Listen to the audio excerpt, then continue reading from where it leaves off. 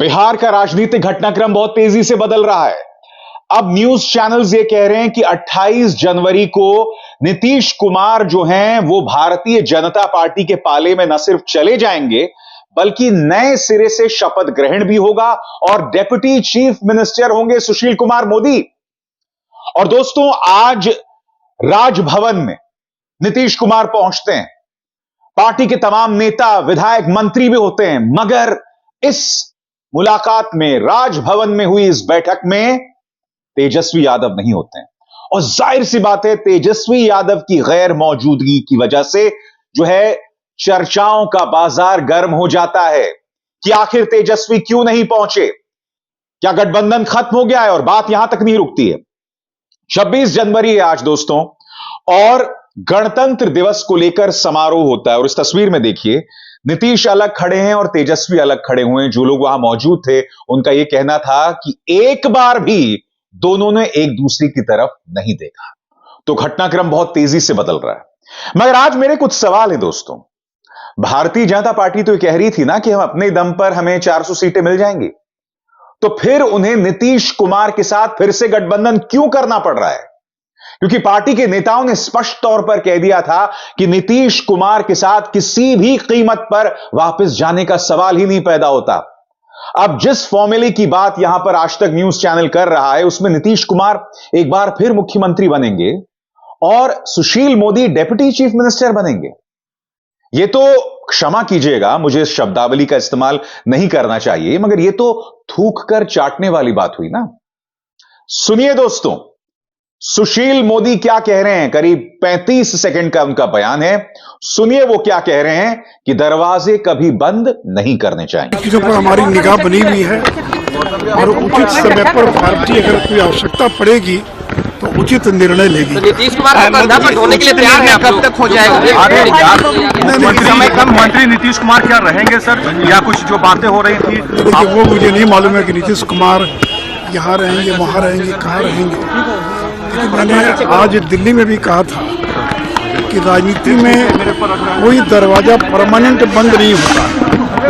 आवश्यकता के अनुसार दरवाजा खुलता रहता है, बंद होता रहता है। सही कहा, दरवाजे कभी बंद नहीं करना चाहिए। मगर मैं आपको याद दिलाना चाहूंगा सुशील जी कि आज से कुछ महीनों पहले देश के गृह मंत्री अमित शाह ने छाती ठोकते हुए नीतीश कुमार पर किस तरह से हमला किया था, क्या कहा था, याद कीजिए दोस्तों, सुनिए। एक बात स्पष्ट कर देता हूं, किसी के मन में यह संशय हो कि चुनाव के परिणामों के बाद नीतीश बाबू को फिर से भाजपा एनडीए में लेगी, तो मैं बिहार की जनता को स्पष्ट कह देना चाहता हूं और लल्लन बाबू को भी स्पष्ट कहना चाहता हूं, आप लोगों के लिए भाजपा के दरवाजे हमेशा के लिए बंद हो चुके हैं। माताओं, भाइयों, जी हां, तो नीतीश कुमार 4 बार पलटी मार चुके हैं। क्या अब एक बार फिर पलटी मारने को तैयार हैं? क्या 28 जनवरी को वो घटनाक्रम सामने उभर कर आ रहा है? तो एक तरफ तो ये पूरा राजनीतिक घटनाक्रम चल रहा है दोस्तों, मगर दूसरी तरफ तेजस्वी यादव। एक बात तो मानना पड़ेगा दोस्तों कि मेरे जैसा राजनीतिक टीकाकार भी, मेरा भी इस बात को लेकर विश्वास नहीं था कि भारत के राजनीतिक मानचित्र पर तेजस्वी यादव इस तरह से दस्तक देंगे, इस तरह से अपनी छाप छोड़ेंगे। एक तरफ नीतीश कथित तौर पर व्याकुल हैं भाजपा की जेब में बैठने के लिए। क्यों? क्योंकि वो शायद इंडिया गठबंधन के कन्वीनर बनना चाहते थे, प्रधानमंत्री का चेहरा बनना चाहते थे। कांग्रेस ने उनकी उम्मीदों पर पानी फेर दिया। मगर दूसरी तरफ तेजस्वी यादव अब भी जनता से रूबरू हो रहे हैं। उन्होंने आज कहा, इस देश की सबसे बड़ी समस्या, सबसे बड़ा दुश्मन बेरोजगारी है।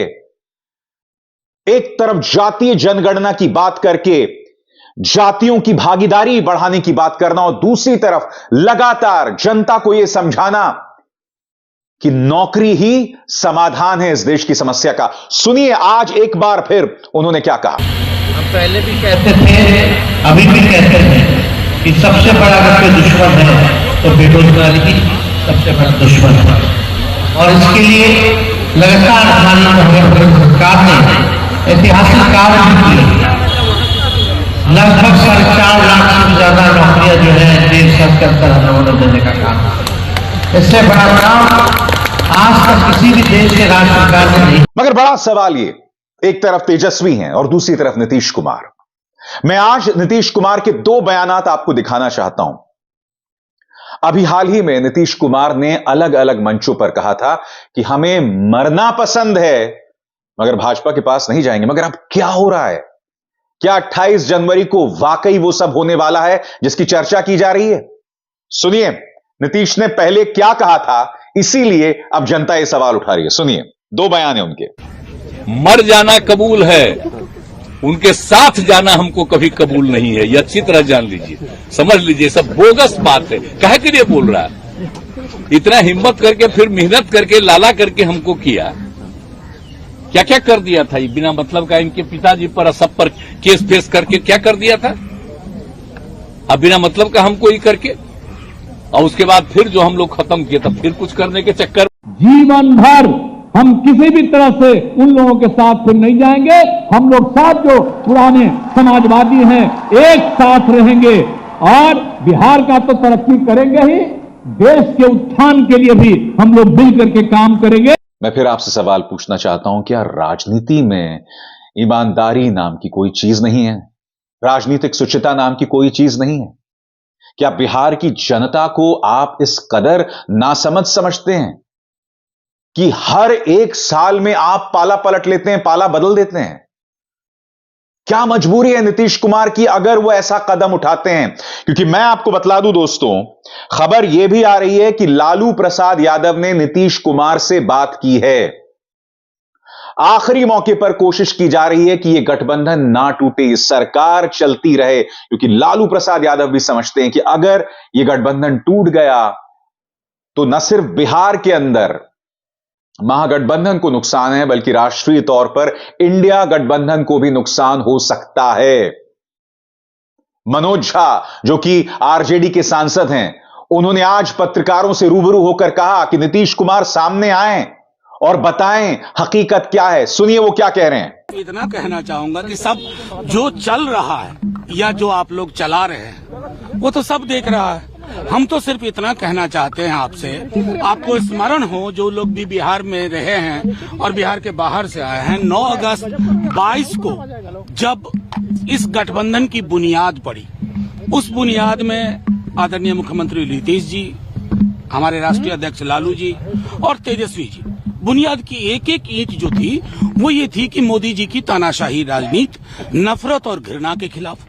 उसी कार्य में आदरणीय मुख्यमंत्री जी ने यहाँ संयोजन भी किया मीटिंग का, तेजस्वी जी के साथ मिलकर के, सब मिलकर के बेहतर ढंग से एक सृजन का कार्रवाई हुआ है।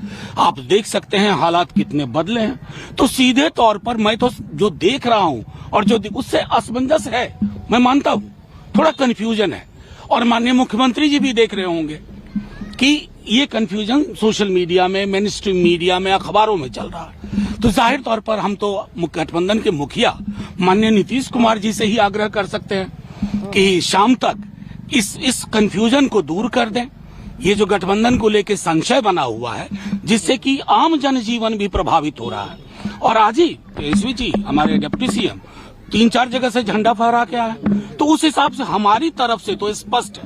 अब ये जो संशय आप लोगों की मीडिया में चल रहा है वो संशय हमारे लिए भी रहता है। दूर कर दीजिए सर। नहीं, संशय दूर करना, इस गठबंधन की मुखिया कौन है, गठबंधन किनके साथ बना, तो हमारी ओर से तो आप एक भी टिप्पणी नहीं देख रहे होंगे।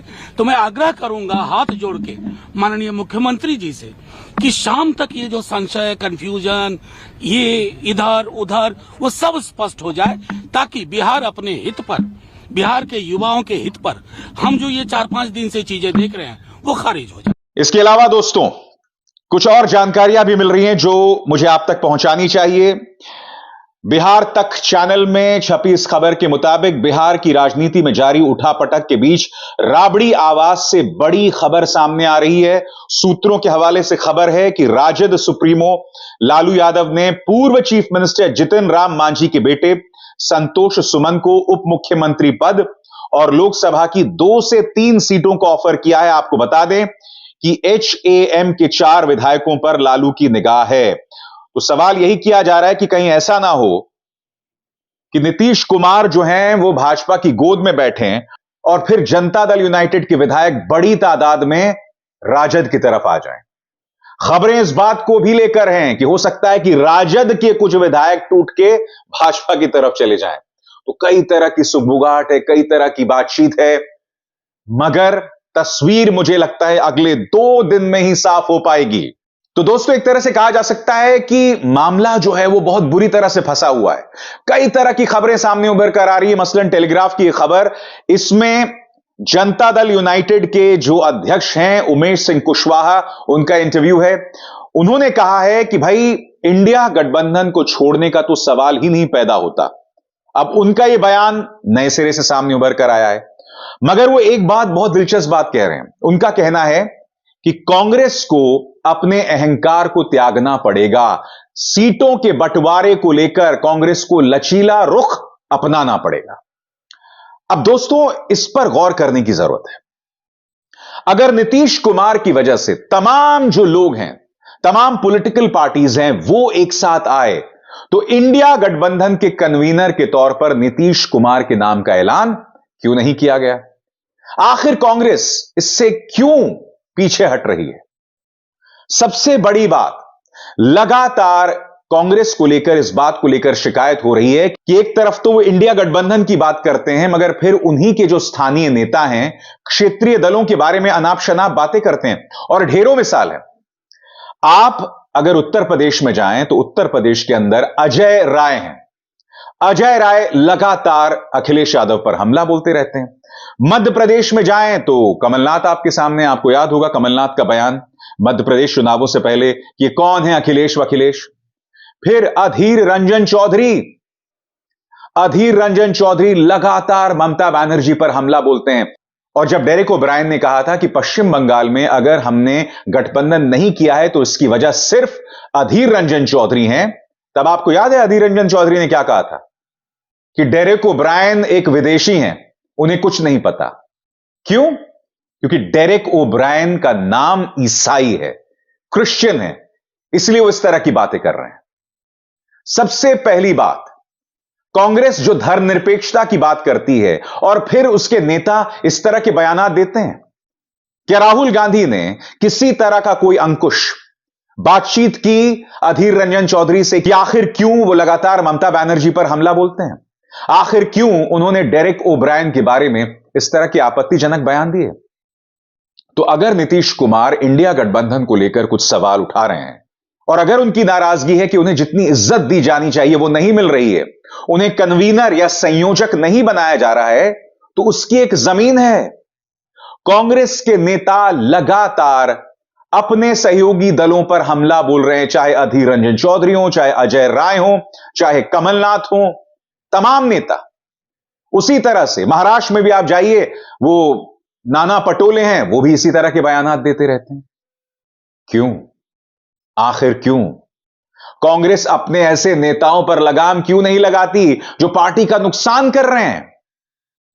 बहरहाल दोस्तों, बिहार का घटनाक्रम बहुत दिलचस्प हो चला है। हो सकता है जब तक ये खबर सामने आए कुछ और बड़ा घटनाक्रम ना हो जाए, मगर मेरे इस मंच पर पल पल की जानकारी मैं आप तक पहुंचाता रहूंगा। अभिसार शर्मा को दीजिए इजाजत। नमस्कार।